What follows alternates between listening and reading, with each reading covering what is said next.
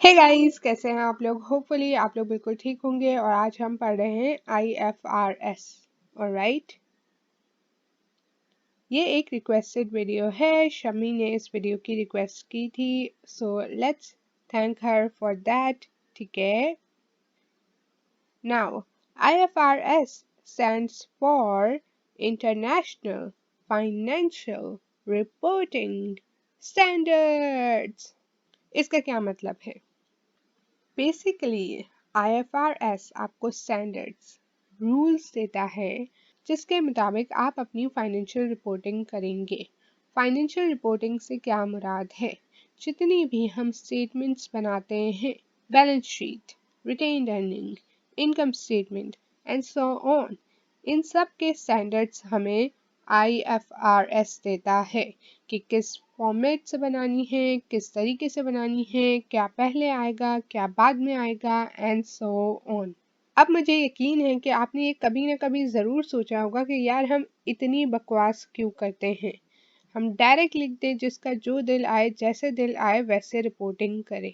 तो IFRS basically इसलिए बनाया गया है कि लोगों के पास कॉमन एक जैसी अकाउंटिंग लैंग्वेज हो। हर बंदा किसी भी जगह से अकाउंटिंग स्टैंडर्ड्स समझे और उसी तरीके से रिपोर्ट करे। इससे क्या होगा?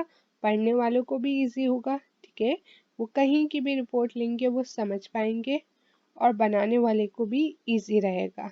वो कहीं भी चला जाए उसको उसी तरीके से फाइनेंशियल रिपोर्टिंग करनी है जैसे वो पहले कहीं और करता था। ठीक है, it sets common rules so that financial statements can be consistent, transparent, and comparable around the world. ये इशू कौन करता है? ये इशू करता है इंटरनेशनल अकाउंटिंग स्टैंडर्ड्स बोर्ड। और वाई तो हम देख चुके हैं, फिर भी लेट्स सी।